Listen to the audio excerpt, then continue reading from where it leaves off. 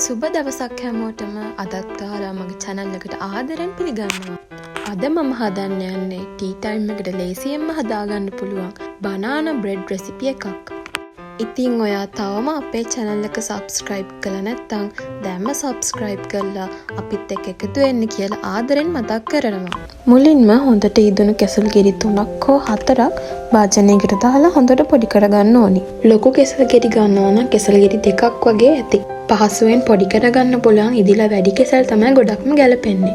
ඊළඟට අපි ගත්ත කෙසල් ප්‍රමාණයට හරියන්න බිත්තර එකක් එකතු කරගෙන හොඳට කලවම් කරගන්න ඕනේ. ඊළඟට මෙල්ට් කරගත්ත බටර් හෝ මාජරින් එකතු කරගන්නවා. එහෙම නැත්නම් අපිට කුකින් ඔයිල් එකතු කරගන්නත් පුළුවන්. ඊළඟට මම කරගත්තේ වෙනම බෝල් එකක් අරගෙන ඒකට පාන් පිටි ග්‍රෑම් 125යි බේකින් පවුඩර් මේස හැඩි භාගයයි හොඳින් හලාගත්ත එක. ඊට පස්සේ අපිට පුළුවන් ඒ මිශ්‍රණයටම සීනි එකතු කරගන්න. මම මෙතනදී පහසුවට හොඳින් බ්ලෙන්ඩ් කරගත් දුඹුරු සීනි ග්‍රෑම් 100ක් තමයි අරගත්තේ. ඊළඟට පිටි මිශ්‍රණයට අපේ කෙසල් මිශ්‍රණය එකතු කරගෙන හොඳට මික්ස් කරගන්න ඕනි.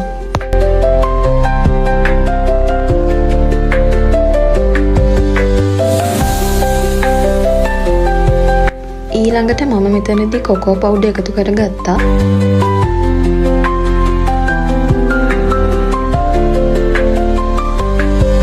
ඊළඟට මම මගේ මිශ්‍රණයට ෆ්‍රෙෂ් මිල්ක් කෝප්ප භාගයක් ටික ටික එකතු කරමින් හොඳින් මික්ස් කරගත්තා.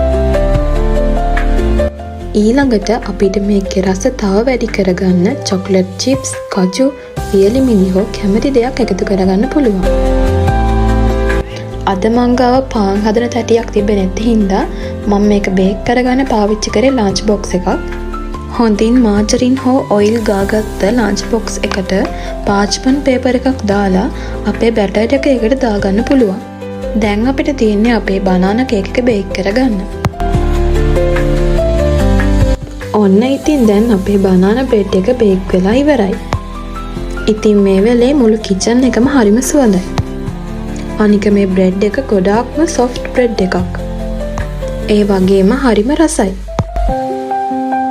ඔයාලත් අනිවාර්යයෙන්ම තේ වෙලාවට ඉක්මනින්ම හදාගන්න පුළුවන් මේ රෙසිපි එක හදලා බලන්න. තවමත් අපිව subscribe කරලා නැත්නම් දැන්මම subscribe button එකයි bell icon එකයි දෙකම click කරලා දිගටම අපිත් එක්ක එකතු වෙලා ඉන්න. ඉතින් මේ වගේම තවත් ලස්සන වීඩියෝ එකකින් හම්බ වෙනකන් ගිහින් එන්නම්.